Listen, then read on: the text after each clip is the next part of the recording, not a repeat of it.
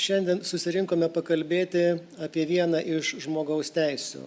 Tikrą, o ne išgalvotą teisę, apie teisę ir atsiskaityti tokiu būdu, kaip mes norime. Su manimi biudžeto ir finansų komiteto pirmininkas Valius Ąžuolas, žurnalistas Algimantas Birbilas ir Sveikatos teisės instituto direktorius Ramūnas Aušrotas. Labadiena. Ir aš, Rimas Jankūnas. Grynieji pinigai tai ne šiaip žmogaus laisvė, tai yra teisė į privatumą.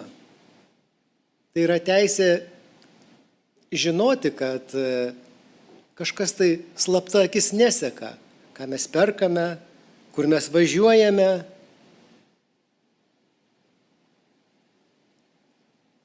Mes norime būti tikri, kad neatsitiks taip, kaip atsitiko su registrų centro duomenimis neseniai.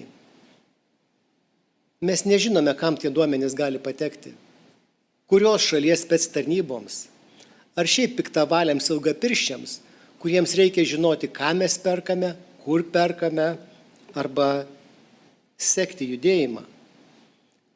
Sakysite, nieko blogo nedarote, o kam tas gali pakenkti.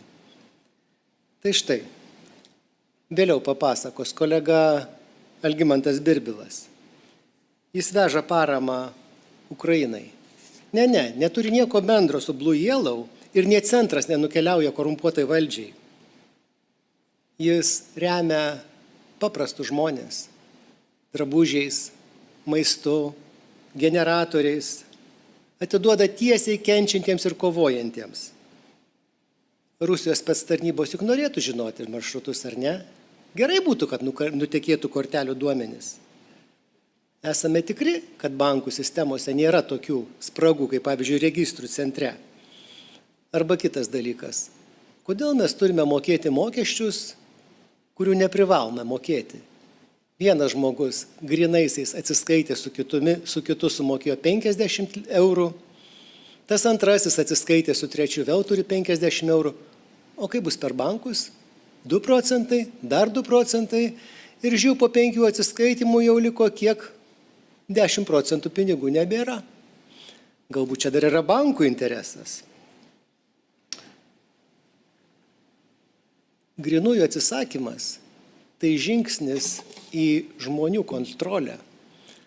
Galvoju, kad jeigu dabartinės sistemos, galimos sekimo sistemos, būtų buvusios Sovietų Sąjungoje ar vadinamoje Vokietijos demokratinėje respublikoje, manau, kad su disidentais jie būtų žymiai lengviau susitvarkę.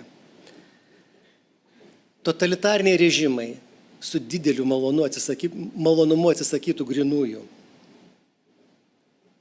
Ir galbūt įdiegtų socialinio kredito sistemą, kaip jau įdėgė komunistų partija. Norite pavyzdžio Lietuvoje? Pavyzdžiui, užsiprenuramai TV3 žinias, 15 min, tavo socialinis kreditas teigiamas. Užsiprenumeravai OpTV karštą komentarą arba kokią Art TV. Neigiamas. Galbūt tai paveiks jūsų gebėjimą skolintis, įsidarbinti ar dar ką nors. Totalitarinėms valstybėms grynųjų kontrolė reikalinga taip pat tam, kad sustabdytų opozicijos finansavimą.